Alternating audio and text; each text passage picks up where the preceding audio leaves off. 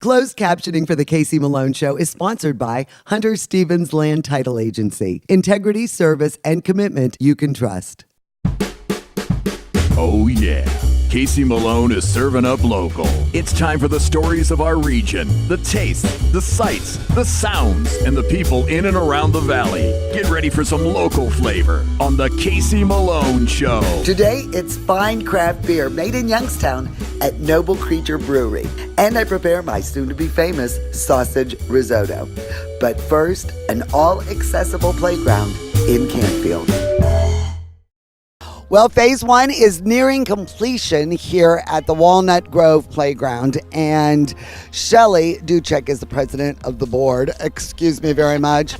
And this really is an amazing undertaking. Oh my gosh, it is fantastic. We have had community volunteers, we've had community donations. We would not have this place without the community. It's awesome. And, you know, I've never even really realized, playgrounds, you see them everywhere, but you don't realize that they're not that accessible for disabled kids. Yeah. And what put that into your, why did this all come to be? Well, the individual who donated the property to us had a desire to help children with disabilities. So a group of community members came over to talk, just get together and see what the community needed. And we don't want to duplicate services, so we wanted something new. And we came up with this idea that we needed an outdoor recreational venue that was conducive to kids of all abilities. So out of that dream, honestly, of the design plan, the playground was the very last thing we came up with. Yeah. Our playground was going to be just a couple swings. And now you can see by the time we're done, it's going to be an acre big. I mean, and then you're just planning on expanding more and more. And what's awesome is this is all through volunteerism and private donations. All private donations, volunteer time. We've gotten some wonderful services donated to help us. And this project is bigger than just this playground. I mean, we plan for Miracle League fields, so we'll have a baseball, a track.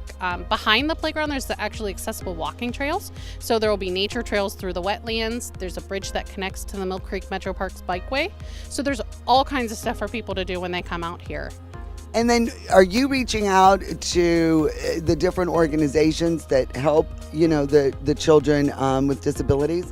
I mean, are they giving you some really good suggestions? Yeah, when we were putting the playground design together, we kind of just said, and we talked to parents a lot, what do you need? And one of the things that really came out is that there's no place for a family to go and play in this area.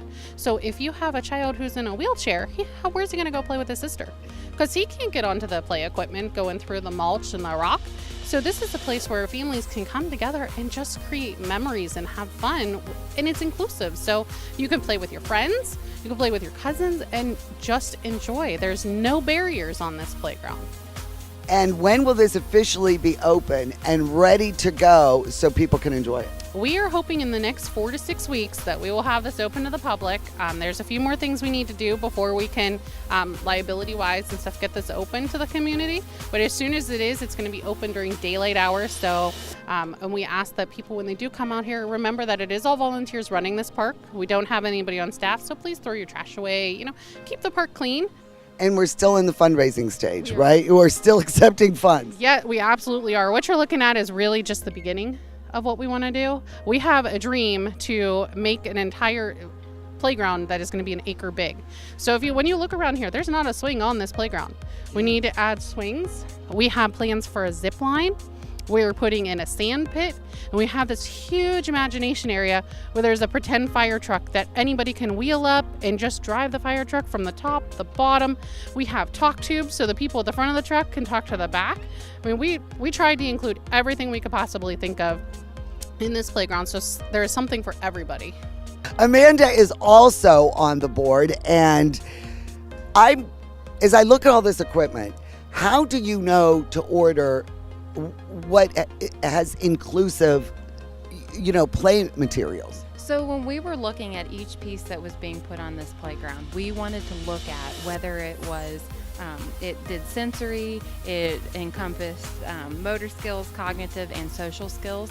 And I'm looking at this because we actually made a book where each piece of equipment that we have, we thought of these 4 things first and foremost, so that every child, every adult, whether you have a handicap, a disability, you can come out to our property and you can use it.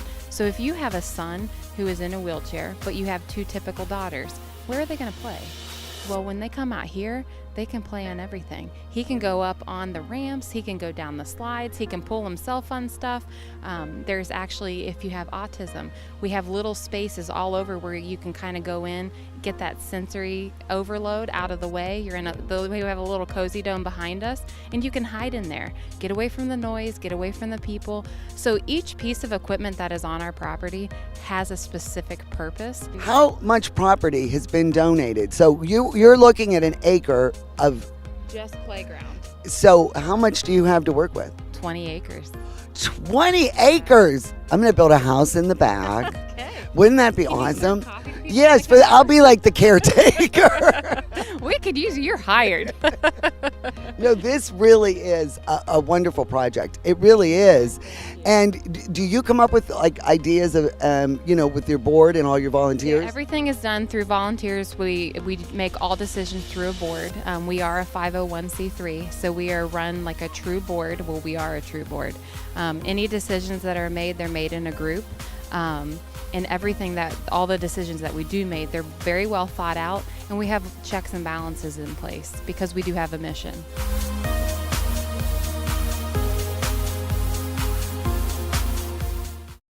The Casey Malone Show will be right back with more local flavor.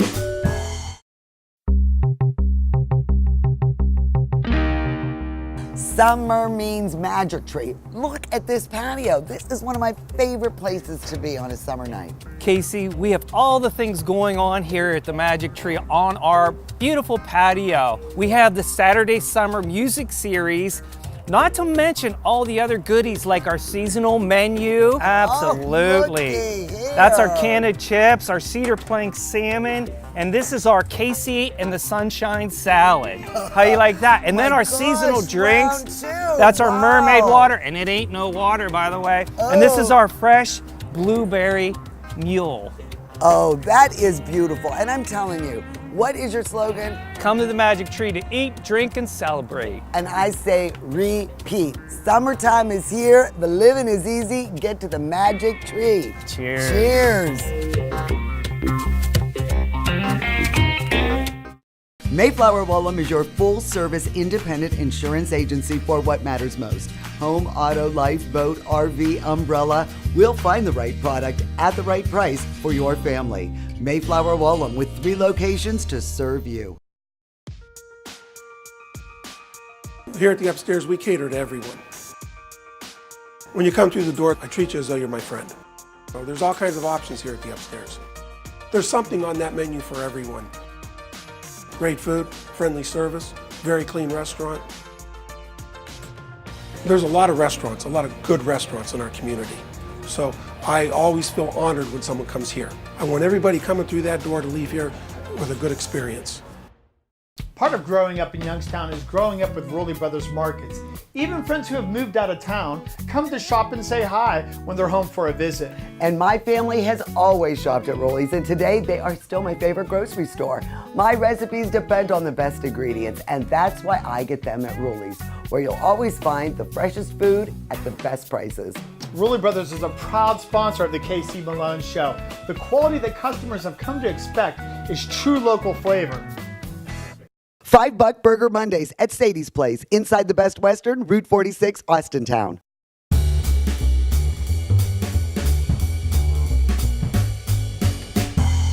Today I'm going to make for you sausage risotto. It doesn't have a lot of ingredients. It's pretty easy to make, but you know risotto. The tedious part is stirring and making sure the liquid is absorbed until you add the next batch of liquid. And I think I have a little shortcut that might speed that along just a little bit. But risotto is so versatile. Do not be intimidated, because I was very intimidated, but my husband gave me this recipe. We tweaked it a little bit, and I really think you're going to enjoy it. Now, I'm going to make it with a hot sausage, and if you don't like the hot spicy, you can also use just a sweet fennel sausage too. But few ingredients, and boy, does this pack a wallop. You are going to love my sausage risotto.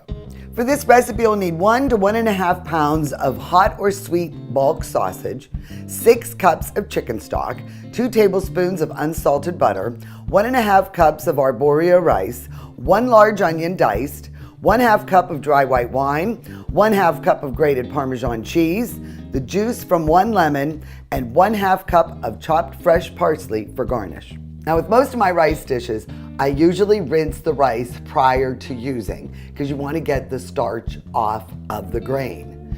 But with the arborio rice, you want that starch because that is what the thickening agent is that keeps the risotto nice and creamy. But it also takes a lot more time to get that starch up, and that's why you have to add the warm liquid. So to keep the starch, but yet decrease a little bit on the cooking time, I find that if I take the arborio rice, okay, so I put it in a strainer, and then I just run the chicken stock through it. So I'm still keeping the starch, but I've also, I believe, made the rice just a little easier to cook and help absorb the liquid faster. All right, so over medium-high heat in this large skillet, I am breaking up the sausage and getting it nice and browned. Meanwhile, on another burner, I am warming the chicken broth, the stock, and I'll bring that to a low simmer because it does have to be warm when I add it to the rice. So I removed the sausage and put it aside. Now I've got the 2 tablespoons of butter, again over medium heat, and I didn't even bother to rinse out the pan. Wanted to try to use whatever fat was left, but boy, that was pretty lean sausage. So now I will melt down the butter, and I am going to add the large onion that's been chopped up. And I'm just going to cook this and coat this until the onions are softened. It'll be about 5 or 7 minutes. Well, the onion looks great. It is softened, a little browned, and now we are going to add that rice. Remember I rinsed it? Well, now we're going to add that to the onion, and we're going to make sure it's thoroughly coated with the butter and the onion, and we are going to cook this for about 5 minutes. So now we start the tedious part, adding the liquids. This is where we stir and stir and stir and stir. We're going to start with our 1/2 cup of white wine.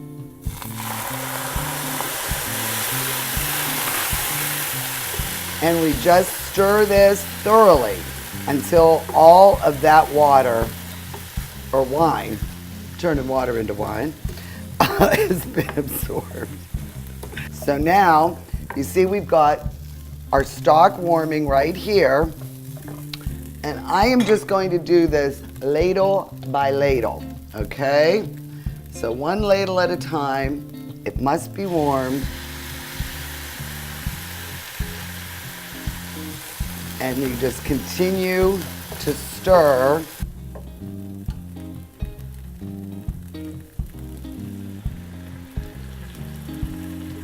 Well, I'm going to tell you my little tip about running the stock through the rice.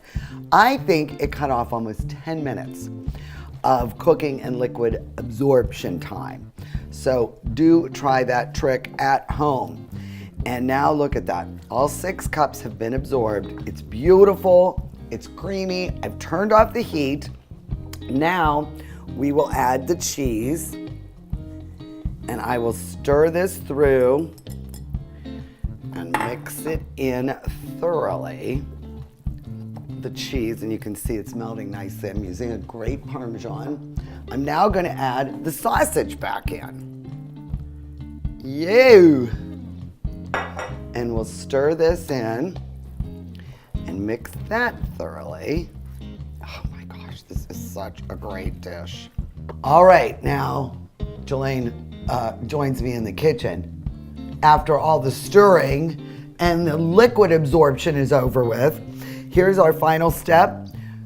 Take the juice from a lemon and you just squeeze it over the risotto mixture. All right, it brightens it up. It lightens it up just a little bit, because remember, we've got cheese and sausage and all those things in there. And then you just, may I serve you, Mommy? Oh, it smells so good. There Casey, you go. It is, with a little bit of parsley. And if you want more cheese, you can pass it at the table. But I think this has more than enough. And some for me, some for you. Now the taste test. Let me know what you think. Isn't this amazing? It is. I mean, it is. It's a restaurant quality dish. And you know, whenever I think of risotto, I think of that movie Big Night. Oh my gosh, Tony Shalhoub. Tony Shalhoub. Oh my gosh, yeah. And Stanley Tucci. He wrote it. And the primo is the Tony Shalhoub character, the chef. And he's obsessive about his risotto. That's right. And of course, in the 50s in Jersey, nobody's appreciating it. It's the, you know. They wanted the meatballs and pasta. Yeah, meatballs and spaghetti wars. You could drink a nice red wine with that because of the sausage, but I think the white wine is nice. It cuts through a lot of the seasonings. So, cheers. Na zdrowie. Ooh, it's delicious. Oh, it is. It's just, I'm telling you, it's like we're on the Riviera, man. I love risotto. Well, I will make this for you again. Oh. And again. And again. Go to my website, CaseyMaloneShow.com, get my sausage risotto recipe, and you can thank me later, because you are going to love it. Cheers. Cheers. The Casey Malone Show will be right back with more local flavor. Hi, I'm Elizabeth Bernard. I've been giving the people of our valley free advice for 30 years, and my message has never changed. If you're involved in an automobile accident, don't try to handle it yourself. Call a lawyer. A lawyer will be your representative, dealing with doctors, medical insurance, and all the red tape that you may encounter. Hiring a lawyer doesn't mean you'll end up in court. And remember, there are no upfront fees on personal injury cases. That's good advice. Need a lawyer? Learn more at ElizabethBernardLaw.com. Mayflower Woolham is your full-service independent insurance agency for your business. We work with several companies, so you have choices for your insurance needs. Commercial properties, professional liability, bonding, and general. Trust Mayflower Woolham.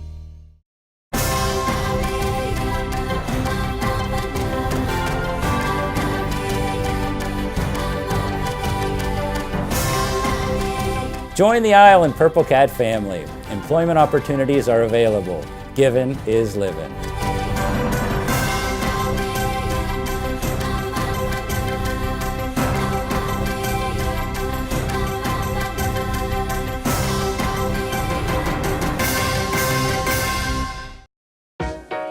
To own a business where your name's on the window can be pretty cool.